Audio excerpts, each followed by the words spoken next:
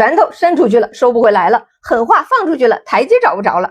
但是这依然难不倒大统领啊！8月14号，大统领宣布，很快霍尔木兹海峡将成为美国的领土。既然莱维特辞职了，不然大统领把大七党给他请过去吧。就他们两个颠的啊，真的很同频，非常欢乐。因为我最近看到的第二颠的观点就是大七党说麦加协议啊是北约的扩大版，土耳其是奉特朗普之命啊去保护沙特的。这是什么言情剧看多了伤了脑子吧？爱你在心口难开吗？找一个二哥替我去爱你。先把一个基本概念掰扯清楚，北约是什么？北约不是几个国家坐下来签一个打我就是打你的声明就算数的。北约的核心是一整套深度绑定的军事体系，是从卫星到子弹的全面协同。北约的核心是一整套深度绑定的军事标准和军事体系，是从 Hello 计划的天基卫星数据共享到战机挂弹、防空互联、指挥标准完全一体化的战争机器、情报链查打一体的指挥链、武器链，包括作战的指挥权，这才是北约的 DNA。美国同意对跟我们武器链打通的巴基斯坦啊，对他单向透明吗？让他获取这些资讯吗？美国不亲自跟沙特签共同防御条款，怎么着？是怕沙特爱上他吗？是个北约国家跟非北约国家签署共同防御条款，这就叫北约扩张。那现在乌克兰还折腾啥呢？7月的时候，乌克兰已经跟欧洲10国签署成立了啊这个弹道导弹的防御联盟了，那司机应该满意了呀。那法国跟前殖民地啊非洲国家签的那些双边防务互助协定，算不算北约南扩呀？这可真是啊，看对了一眼，然后孩子名都被他想好了。合作和军事同盟隔着10万8千里呢啊，天天抛开事实和数据不谈，大谈理性和逻辑，一般属于是认知面露怯的体现啊。再说一嘴，麦加协议真正的问题跟莱维特跳船是一样的，为什么是现在？答案恰恰不是什么北约南扩，而是美国撤退。麦加协议的底层逻辑是地区国家对美国安全承诺的信任破产。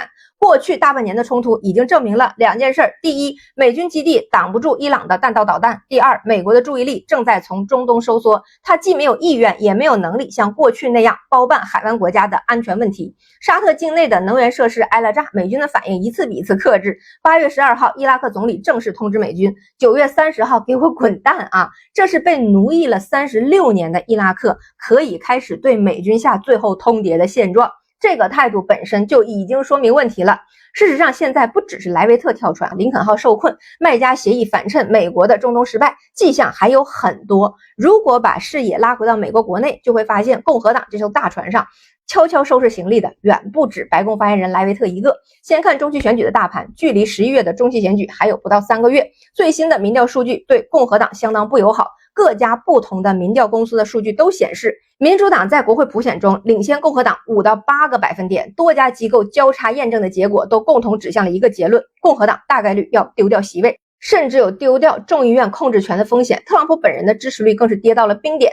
8月最新民调显示，仅剩1/3的美国民众认可他的执政表现，53%的受访者认为80岁的特朗普年纪太大，不适合继续待在白宫，61%的人认为他利用职权谋取私利。中期选举历来是对执政党不利的守累方。那这是美国的政治规律，但不利到这个程度，多少还是超出了很多人预期的。共和党目前在众议院的优势本来就很薄弱，只差5个席位。那后来呢 ，MAGA 的女领袖泰勒·格林辞职，另外一个共和党议员又去世了，现在就差3个席位的差距。只要选举稍微出点岔子议长这个锤子就得换人拿了。特朗普心里其实比谁都清楚年初的时候他就跟共和党议员们把话挑明了，你们必须赢得中期选举，因为如果我们输了，他们就会找个理由弹劾我。说实话，这个理由都不用找所以大家都清楚，这个绝不是危言耸听，是基于现实的判断。而民主党一旦拿回众议院，弹劾那就是大概率的事件了。到时候特朗普剩下的2年任期就得在调查和听证里度过了。就是在这种背景下那共和党内的理性派其实就在悄悄的跟特朗普保持距离了。没有人愿意给一艘正在下沉的船去陪葬。莱维特的辞职本质上就是这种心态的缩影。他才28岁，政治生涯还很长，犯不着把所有的筹码都压在大统领这一把上。那有个地产大亨的老公兜底，进可攻退可守，先退下来观望风向，赢了随时再回来输了也不至于一身腥。那么这其实是现在很多共和党以及白宫成员的选项。那之前呢，白宫团队的人就不断的在流失莱维特的高级副手阿比盖尔·杰克逊前2周就跳槽去了私营部门，连个交接缓冲期都没有然后呢，2把手辞完职，1把手就走了。那剩下的人能不能撑住这个场面，绝对是一个问题。打仗打到一半啊，指挥部的参谋们找到下家了，你说这个仗还怎么打呢？现在真正的问题啊，是美联储要不要也跟着跳船？虽然沃什是特朗普钦点的联储主席，但是联储真正面对的是这样的一个选择题：是趁着现在通胀可控，提前加一次息，把风险释放掉，还是硬扛着等局势明朗？